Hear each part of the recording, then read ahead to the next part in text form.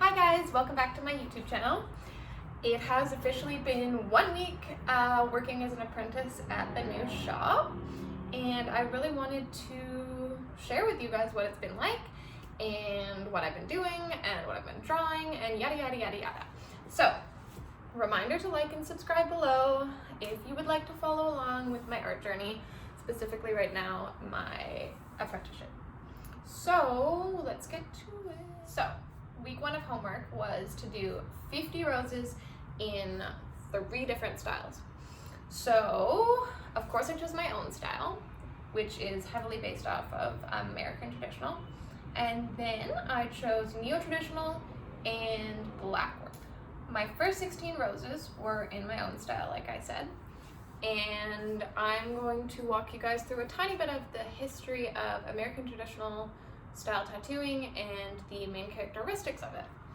So American traditional tattoos originated hundreds of years ago by sailors, and sailors would use these style tattoos to commemorate their voyages. And some of the main tattoos that you'll find during this time include anchors, ships, fish, and birds. As it evolved, it moved away from just sailors, and you could also find it on soldiers, normal people, and blue-collared workers, yada yada yada. And what else did I want to say?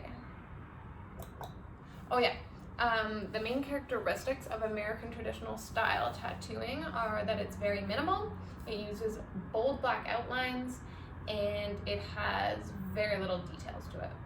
So I'm going to show you my first 16 roses done in my own style that is heavily influenced by American traditional.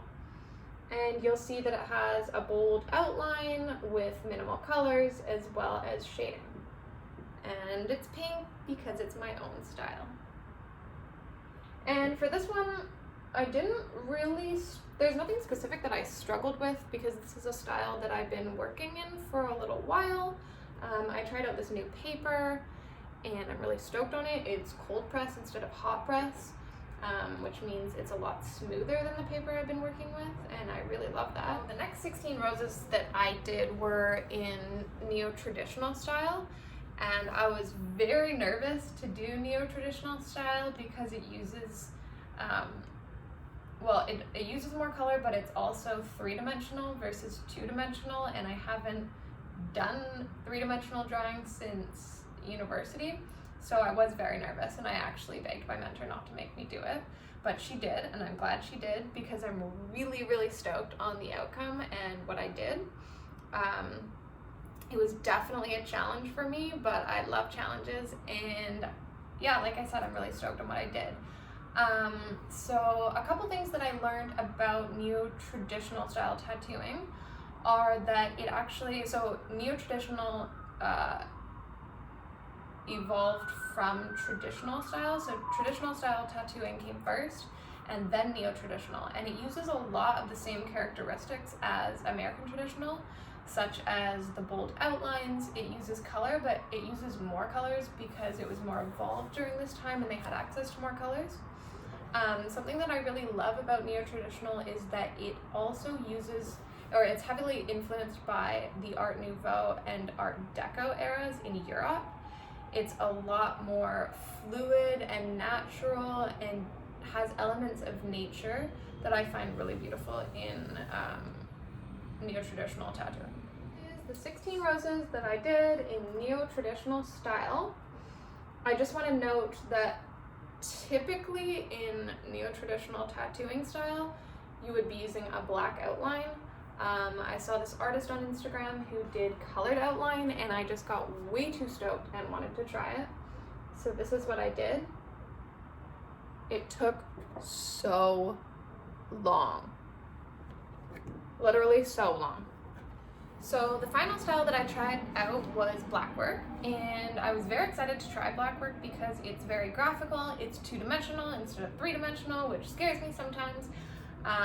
And it's very bold, only uses black, and it originates from tribal tattoos in Polynesia. Here are my 16 roses in black work.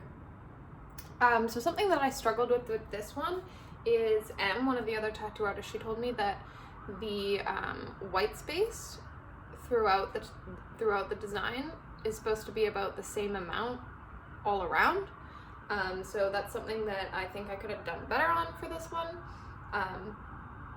As well as like the thickness of the lines isn't super consistent, so I would like to have done better on that. Overall, I'm pretty stoked on it. That is it for this video.